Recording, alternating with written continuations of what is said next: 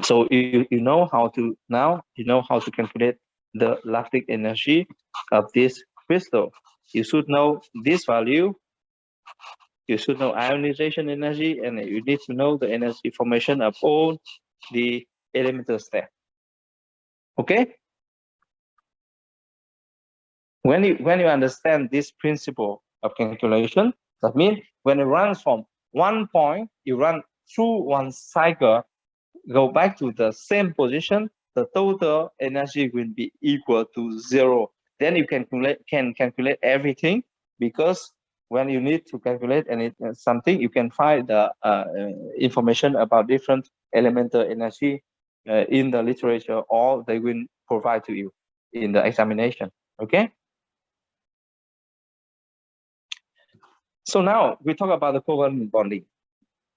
In the covalent bonding, the octet rule will be expressed as following. The atoms tend to share electron until they are surrounded by 8 valent electrons. So in the ionic bonding, they tend to give or receive, but not share. Here in the covalent bonding, they will share the electron until X will satisfy the 8 valent electron. Of course, you have some exception like hydrogen here. As I mentioned, they can make a chemical bond with only 2 electrons for X, but for other, they will obey the octet rule of 8 electron. Why 8 electron we already discussed. So when you look about the covalent bond, you can describe like you have a positive charge of nuclei and you have a negative charge of electron. So between the nuclei, you have a repulsion interaction, and between the electron, you have also the repulsion because they are in the same charge. And in the opposite charge, the positive and negative, you have attraction. So basically, the system will optimize with the distance of 2 nuclei, with the distribution of electron density, to maximize this interaction, the attraction and repulsion interaction, to make the system, the total system, at the lowest potential energy. So you will see that in terms of electron density. So you have nuclei here, and you can see that the dot, the blue, the green dot here, present for the electron. So when you have a higher density of dots, that means you have a higher density of electron. It also say that the probability to find electron in that position is higher. So you can say that electron density occupied in like in the area in between the 2 nuclei and close to the nuclei. Why for the opposite direction here in the 2 hit and surround, then the electron density will be low. In short, the higher probability to find electron will be in between the 2 nuclei. Yeah. So we talk about the different type of the covalent bond. So you have a single bond like hydrogen oxidation in the water with the bond order equal to 1. So when you have a single bond, that means you have one pair of electrons which share by 2 atoms. Each atom will bring 1 electron to share, so we have a single bond. So you have also the double bond, where the letter in the molecular orbital, you know that the bond order equal to 2. It will have also triple bond, where the bond order will be equal to 3. Okay, so it's quite visible, the concept of single bond and double bond. So let's say now my question is, we understand very well easily at the high school. I'm very sure that when you learn inorganic, when you learn organic chemistry at the class 11, you know very well the single bond, double bond, and triple bond for the case of carbon-carbon bond. So my question is it possible to have the bond order not 1, 2, 3 integral number, but the bond order of 0.5 or 1.5? Am I clear in asking question?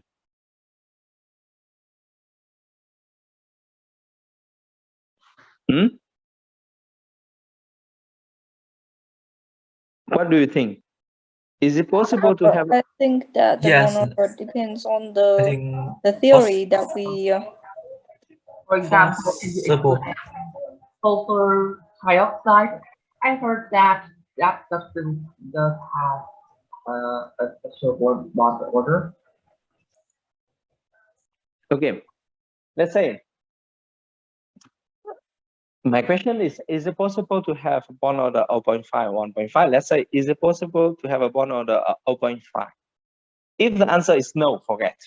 If the answer is yes, and can you give me one example of a chemical compound that have bond order 0.5?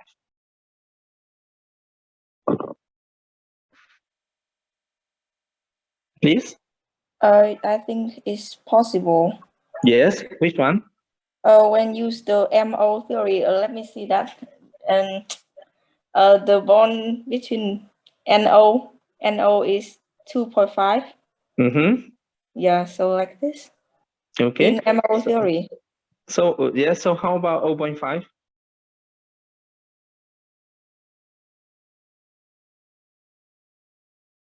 Which one can have bond order 0.5?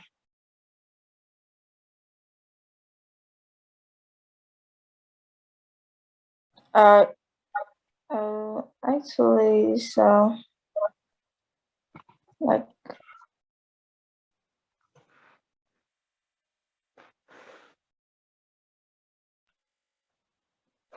XAF. Say no. Huh? Sorry. Yeah, let me draw Okay. the MO. Guys, can we have about 5 minutes break? I will need to find a cup of coffee. Okay. So please think about this question, and we take about 5 minutes break, and we'll be back. Okay. okay.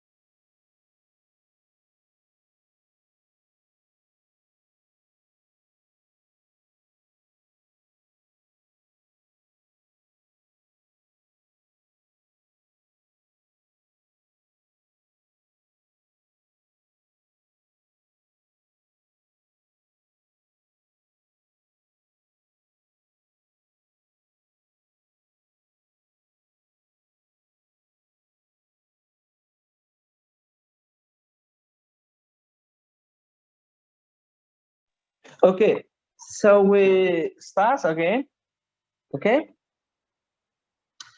So any exam of the bond order 0.5? So the is like the H2 plus 1 like H2 cộng ạ. Yes. Thank you. So basically, you imagine that's for the molecule. Oof. What is that? Sorry. Hold on.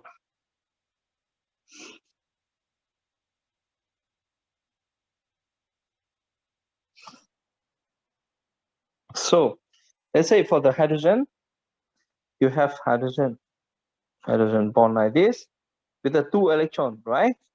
H2. Then the bond order equal to 1. If you remove 1 electron, so you will have H2 plus. So in that case, you have only 1 electron remain. So the bond order will be 0.5. Okay? We will discuss more about this in the molecular orbital theory. But what I want to share here is that you learn about the bond order 1, 2, and 3, which are the absolute and which are integral number. But when we consider the actual chemical bond, and specifically when we look at the chemical reaction, we can feel very flexible.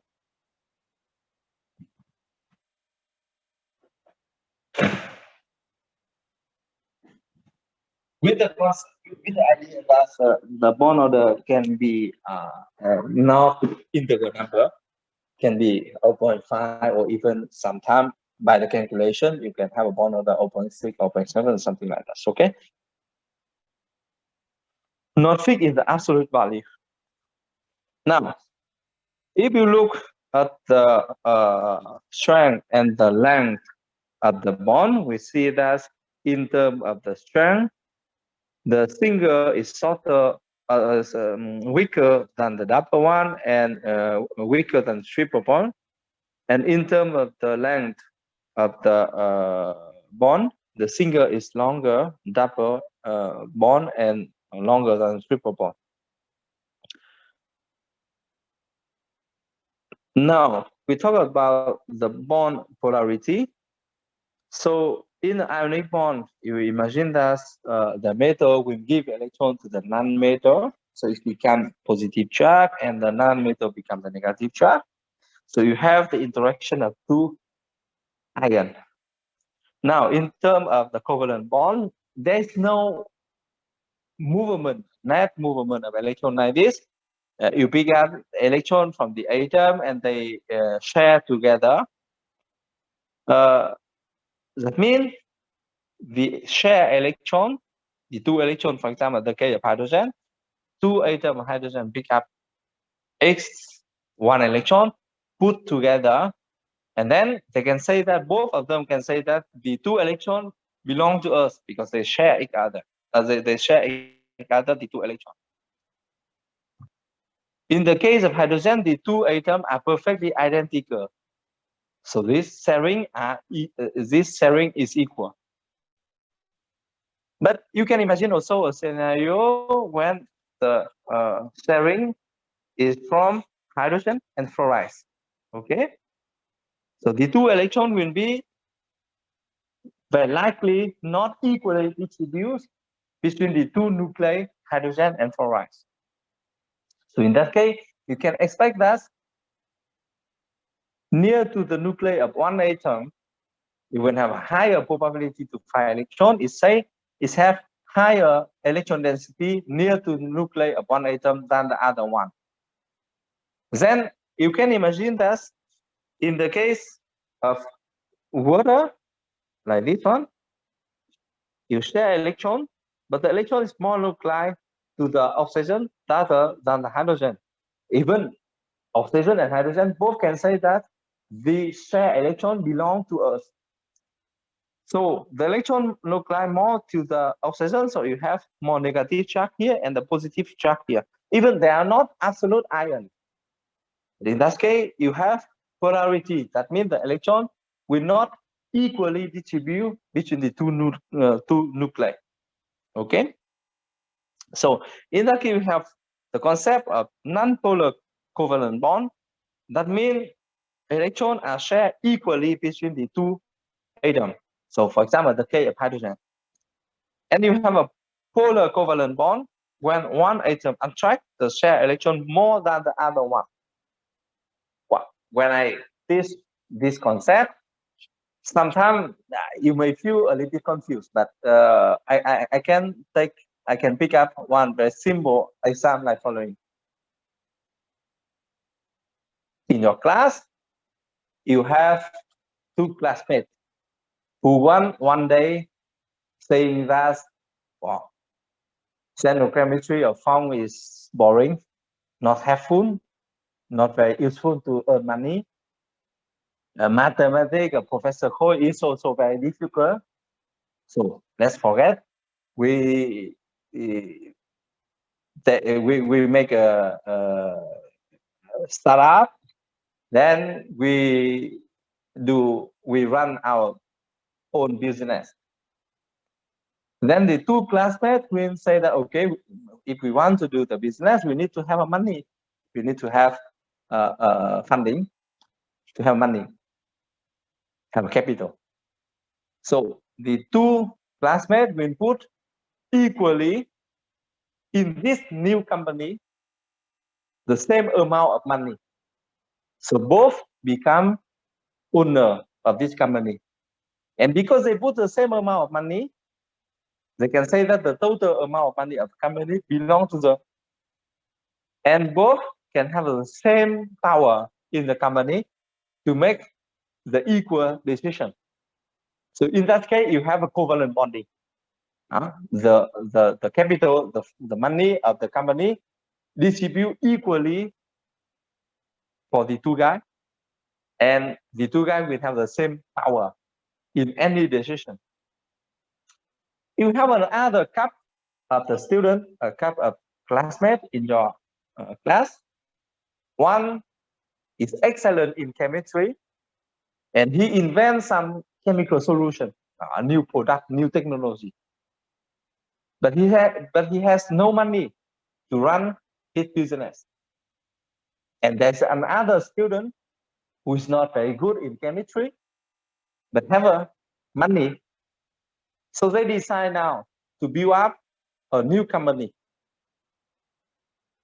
The technology will be contributed from the student, the chemistry student, and the funding, the money will be contributed from the, let's say, ICT guy. Okay. The new company sold the chemical solution developed by the chemistry student, and using all the marketing, management, logistics provided by the ICT student. So both can also say that this company belongs to us. It's correct because they share the capital, they share the money, and they share the technology. But you can see now that in this company, the two guys will not have the same power to make any decision. So you can imagine if any business, the decision related to the technology, let's say develop a new technology, invent a new product, then the decision will be from the side of the chemistry student who brings the new chemical technology and contribute to the technical aspect to the company. And all related to finance will be decided by the guy who put investment in terms of money in this company. So in this case, we have a sharing company, but they are not equally benefit of the and they are not equally have a power in any decision of this company. So in that case, we have non-polar bonding, non-polar sharing.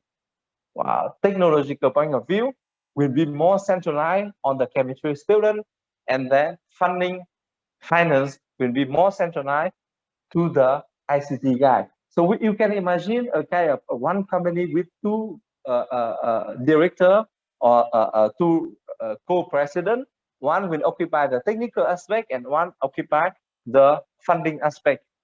So this is the concept of non-polar bonding.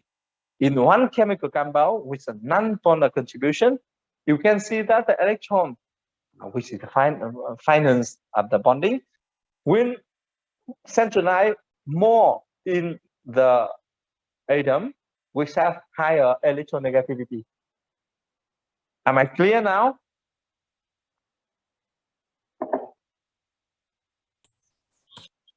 Yeah. Okay. So here, now, you have this concept of the pure covalent bond. That means neutral atom held together by equal share electron. You have a polar covalent bond. You have when you have the bilateral charge atom held together by unequal share electron, and then you have another extreme, which is ionic bond with opposite charge ion held together by electrostatic attraction. Now, the question is, how can we tell if a given bond is polar covalent bond or non-polar covalent bond or ionic? Let's say if you are given one chemical bond and you are asked whether this chemical bond is polar covalent, non-polar covalent, or ionic bond, how can you make this kind of prediction? So to make this kind of prediction, we come back with the idea of electronegativity. So the electronegativity is ability of one atom to attract electron to itself. So here you have a periodic table of element where you have the electron negativity, like fluoride you have 4.0, chloride 3.0, and so on. So you will see that when you go from the bottom to the up, the electronegativity increase. For example, fluorides have a higher electronegativity than the chlorides. It's quite understandable because fluoride is smaller. They are in the same column, so they have the same electron configuration, but the fluoride have smaller size. So you can imagine that the electron, that the newcomer electron will have a higher attractive interaction with the nuclei of fluoride because the distance is shorter. So that explains fluoride have higher electronegativity. Okay, so when you agree with this, you can see that for the non-metal atom, the electronegativity is higher compared with the metal atom on the left side of the table. So that's also explained in the chemical bonding, the metal have tendency to give electron to the non-metal atom, and the non-metal atom have a tendency to receive the electron, become anion.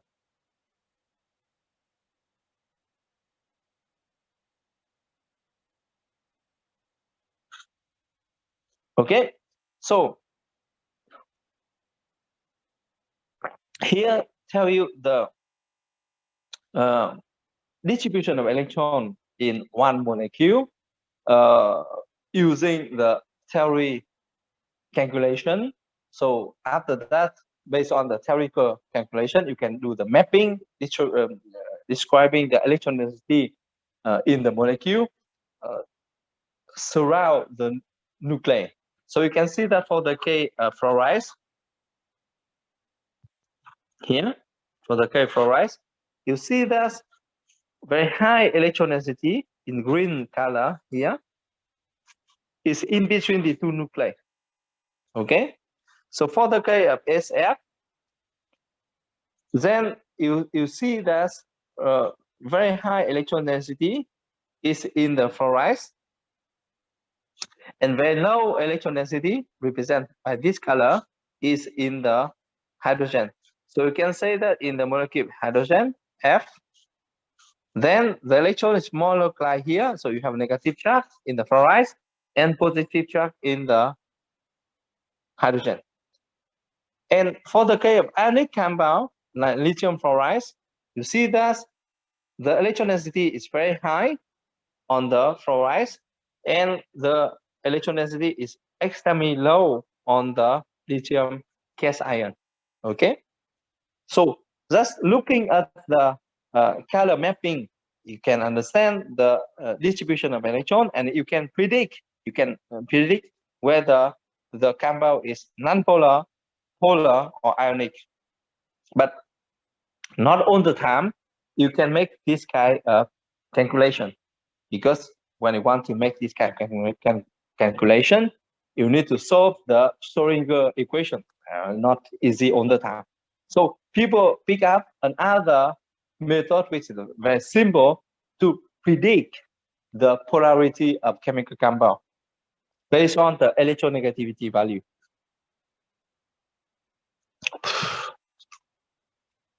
Sorry.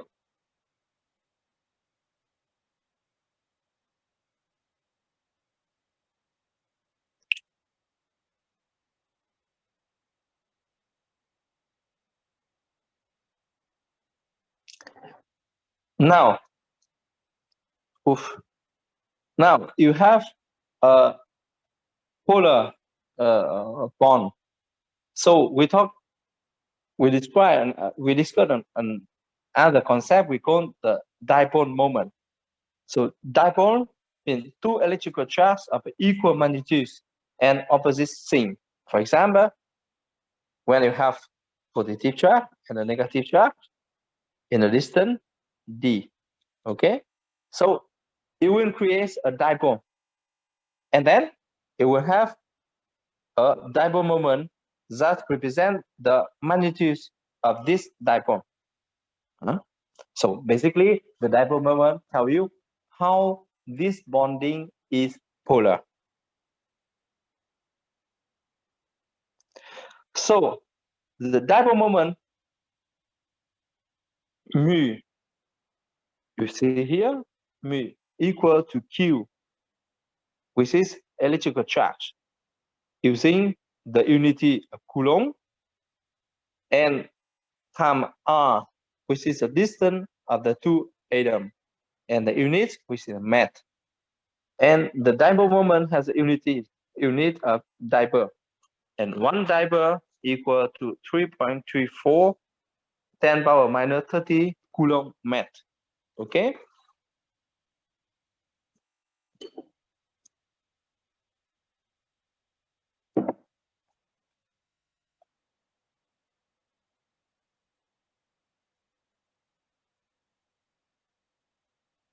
So now let's see a few examples. The bond length in the compound HCl is 1.27 angstrom. Calculate the dipole moment while assuming that the charges are +1 for the hydrogen and -1 for the chloride. And you remember that one elementary charge is 1.610 minus 19 Coulomb. And then the second question is the actual measured dipole moment is 1.08 dipole. Please calculate back the charge on the hydrogen and chloride atom in the molecule HCl. So you get what I mean? So you see that mu equal to Q times R, okay? So here they give you R, and they assume that the Q here is one positive charge for the chloride and one negative charge for chloride and one positive charge for hydrogen. So in the question A, they ask you to calculate this value to see how many dpi you have. And then this is assuming that the charge on hydrogen is +1 and the charge on the chloride is -1. But actually, the real measurement giving that the dipole moment is 1.08. So that means they give you this value. This value you know already, so you should be able to calculate this one and to see whether this assumption is correct or not. Okay.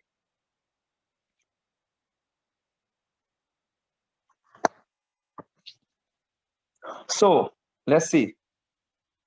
So to solve the question A, you see this, you have the equation mu equal to QR. The charge on the hydrogen and chloride atom are +1 and -1. They assume that. So, and one elementary charge is 1.6 10 - 19 Coulomb. So you have Q here equal to one elementary charge. And the distance they provide is 1.27 angstrom. So it means 1.27 10 - power 10 meters. So now mu equal to QR, and you have finally the amount of, because 1 divide equal to 3.34 10 - 36 30 cm. This one. So the mu you calculate is 608 divide. Okay, that's for the question A. Very Teacher, simple. Yep. Teacher, I have Yep. a question. Yeah. Number 3.34 times 10 over 2 minus 30 cm. What is this number mean? What's the number mean? That's equivalent to 1 divide. It's a constant number, right? Yes. Yes, thank you. Like you pick up one object and you say that the mass of this object is 1 kg. That's the reference. Okay. So they pick up this amount and it's 1 divide. Okay, teacher. Okay.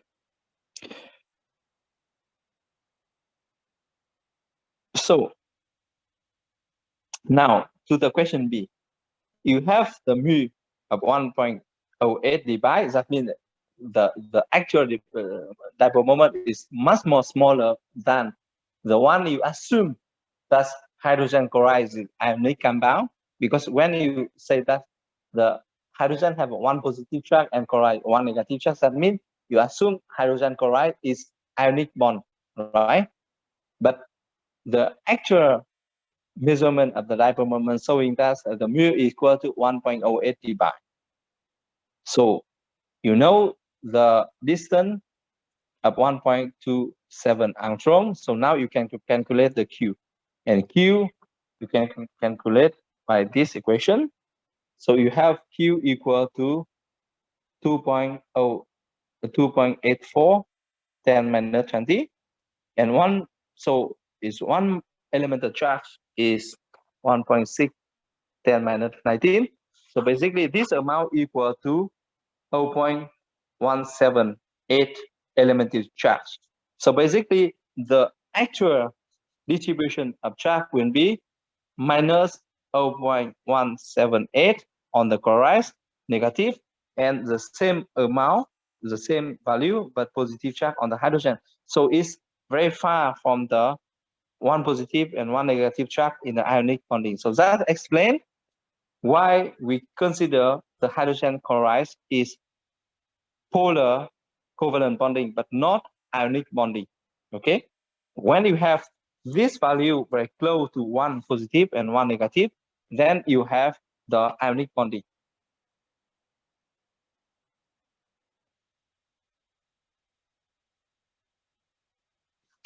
Now,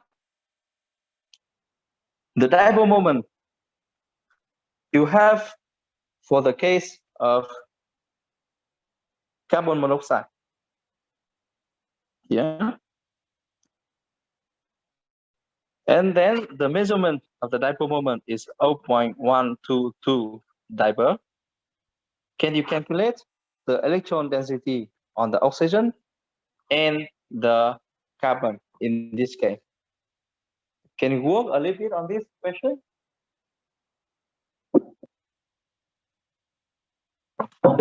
Maybe I propose that because time is 1.5, so I propose that you make this calculation at home. Okay. Now, how we can make a relationship? What could be the relationship between the percentage of ionic character? That means how close the bonding close to the ionic bonding, we count the percent of ionic character. How we can make a relationship between the percentage of ionic character of one chemical bond with the electronegativity difference between the atom. Let's say you have the bonding between the A and B.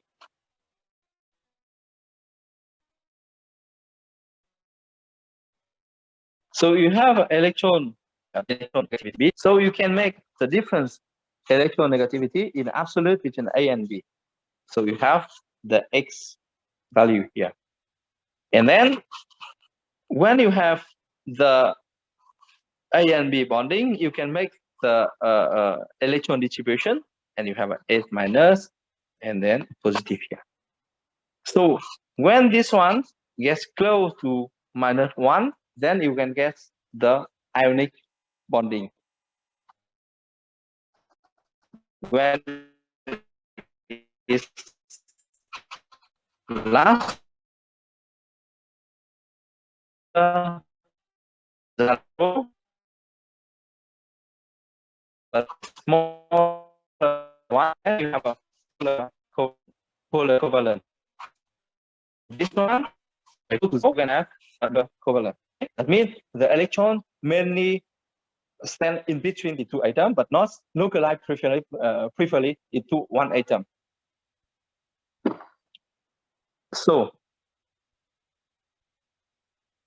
what you can see in this relationship, when you have the different electronegativity equal to 0 or smaller than 0, very close, close to 0 in this range, you have non-polar covalent bond. And when the delta E difference, electronegativity difference increase, so you will move from the non-polar covalent to the polar covalent. For example, here HCl we calculate, and we have non-polar covalent, so almost 20%. So here you have delta E and almost 1. Okay. So for the case of lithium fluoride here, with the difference in electronegativity difference equal to 3, then you have almost 85% of ionic character. So it's almost a perfect ionic bonding come out already. So you can see what we learned here is that more electronegativity difference is, then more ionic character you would have. Smaller electronegativity difference is closer to the non-polar covalent bond will be. Okay.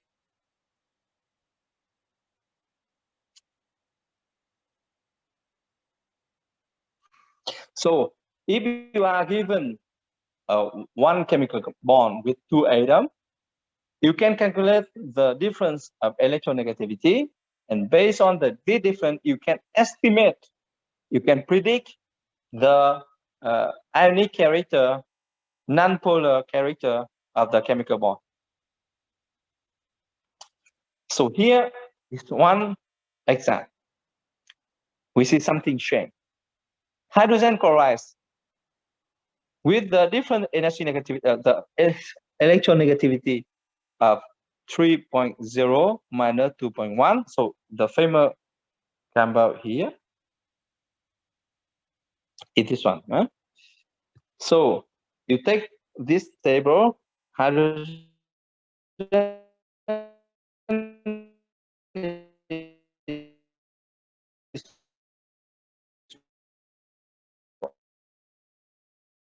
one point two 2.1, and for the CO,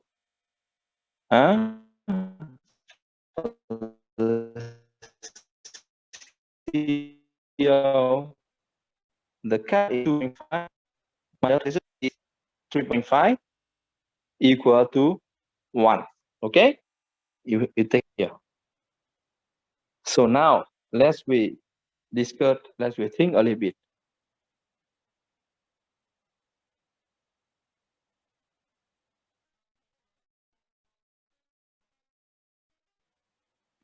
you have with different electronegativity of 0.9, CO with electronegativity different of 1.0. So basically, if that's of the difference of electronegativity, we can comparable. And expect when we look at the dipole moment, the SCl have a dipole moment of 1.08, which is about 8 times higher than the dipole moment of the CO. So that means the Cl here is more polar than CO. Even they have a quite comparable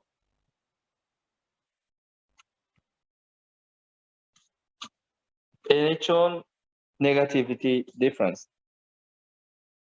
So something confused here, because in time in previous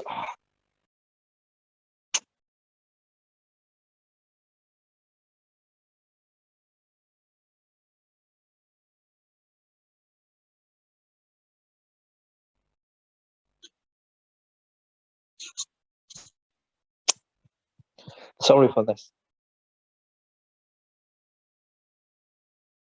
Something wrong.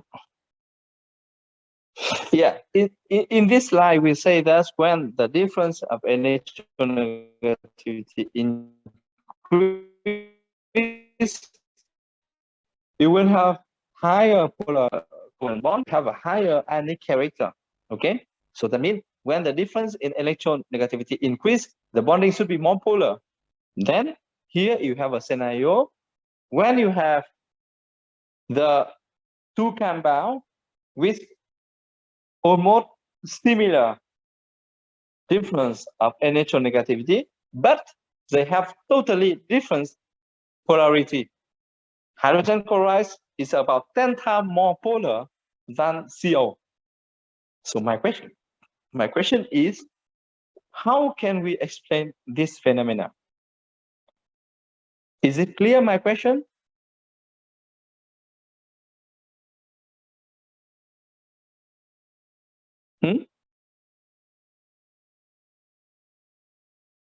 Hello. I'm still thinking about it.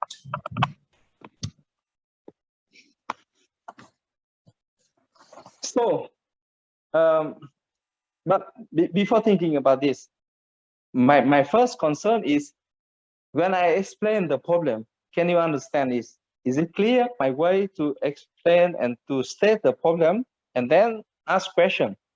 Is it clear?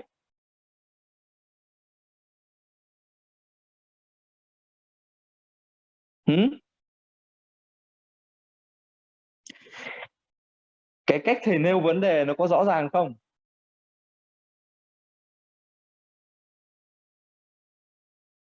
Huh? Yes, because what if you want during my class you can see that my main objective is not transfer the understanding the theory to you guys. The first objective for sure. It's not my purpose is not trying to provide you guys more and more information, but my purpose is trying to formulate the problem, explaining this question, and then hope that you can think about this question and develop your understanding.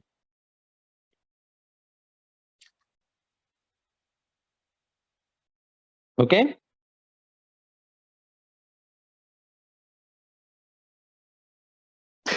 Có ai không hiểu là thầy đang hỏi cái gì không? Có ai không hiểu là tại sao thầy lại hỏi thế không? Đầu tiên là phải hiểu là tại sao ông ấy hỏi thế. Ông ấy hỏi thế có nghĩa là như thế nào? Tại sao ông phải hỏi như thế? Để sau đấy thì mới nghĩ cách để trả lời được. Okay? Okay. Có ai không hiểu không? Hả? Okay. So if my question is clear, so I invite you guys to think about this question. So I invite you guys to think about this question, and then we will work on that in the next section, okay? Because time is up already. Is it okay? Okay. Okay. So thank you. I'm going to upload the slide on Moodle, okay? Bye-bye.